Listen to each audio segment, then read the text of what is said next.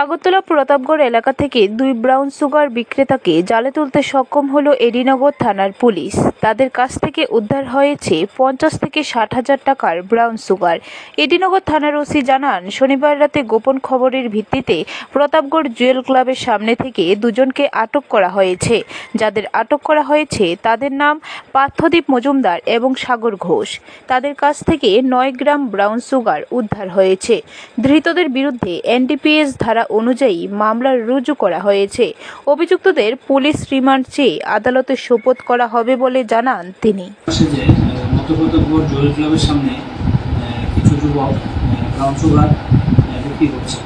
যথারীতি আমার থানার দুজন অফিসার, সাব ইন্সপেক্টর সামন্ত বর্মা এবং সাব ইন্সপেক্টর কৌশিক দাস এবং অন্যান্য অফিসার সহ এখানে যায় এবং যথারীতি তাদেরকে এখানে পেয়ে তাদেরকে আটক করে তাদের কাছ থেকে একটি ব্রাউন সুগারের সব পিস উদ্ধার করা হয়, যার ওজন 9 গ্রাম, বাজার মূল্য প্রায় 50 থেকে 60 হাজারের উপর হবে এবং দুজনকে আমরা আটক করতে সক্ষম হই এবং তাদের বিরুদ্ধে এনডিপিএস অ্যাক্টে।